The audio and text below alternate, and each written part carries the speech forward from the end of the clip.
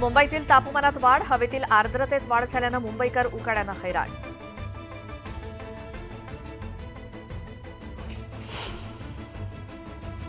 राज्यातील बहुतांश भागात उन्हाचा तडाखा, तर पालघर आणि ठाण्यामध्ये सोमवार मंगळवारी हलक्या सरींची शक्यता.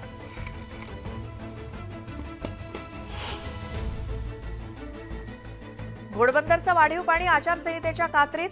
ऐन उन्हाळ्यात घोडबंदरवासियांना सोसाव्या लागणार पाणी टंचाईच्या झळा.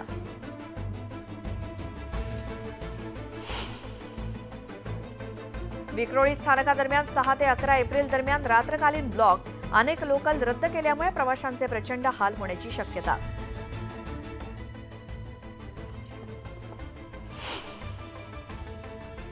रेल्वेच्या 3ही मार्गांवर रविवारी मेगा ब्लॉक. काही लोकल रद्द होणार असल्यानं प्रवाशांचे हाल.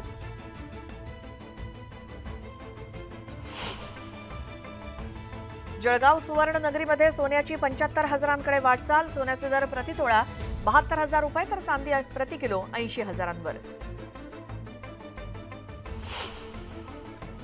सहाय्यक प्राध्यापक पदासाठीची सेट परीक्षा येत्या उद्या होणार, तर मुंबईतील 28 केंद्रांवरती परीक्षेचं आयोजन.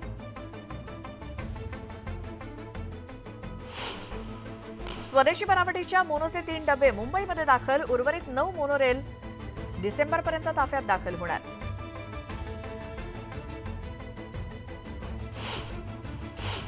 शिवसेनेच्या सर्व मंत्र्यांची शंभूराज देसाईंच्या पावनगड बंगल्यावर महत्वाची बैठक. निवडणुकांच्या पार्श्वभूमीवर मंत्र्यांना मतदारसंघांची जबाबदारी देणार.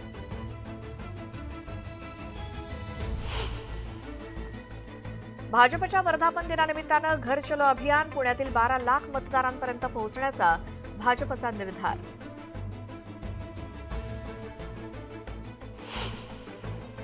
साताऱ्यातील फनफेअर कार्यक्रमात उदयनराजेंनी साधला विद्यार्थ्यांशी संवाद.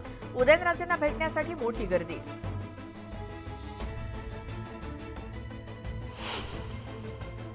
कल्याणमध्ये 3 महिन्यात आगीच्या 227 घटना.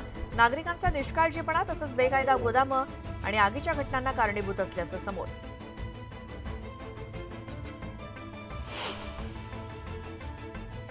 मुंबई महानगरपालिकेनं सफाई कर्मचाऱ्यांच्या हातावर महिना अखेर ठेवला 1 रुपया. पॅन, आधार कार्ड लिंक नसल्यानं वेतन कपात.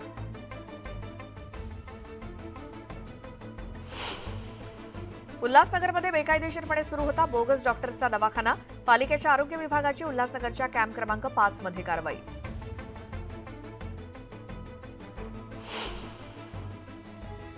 छावणी अग्नितांडव प्रकरणातील आरोपीला अटक होणार. घरमालक असलम शेखवर 7 जणांच्या मृत्यूचा ठपका.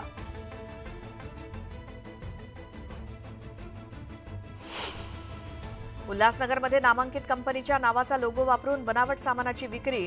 गुन्हे शाखेकडून विक्रेत्याला अटक. लाखोंचं सामान जप्त.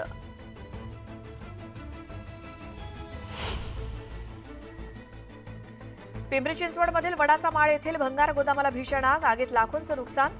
सुदैवानं जीवितहानी नाही.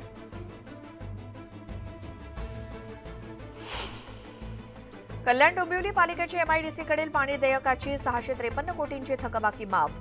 पाणी देयकाची रक्कम पालिकेनं एमआयडीसीकडे भरावी. शासनाचे आदेश.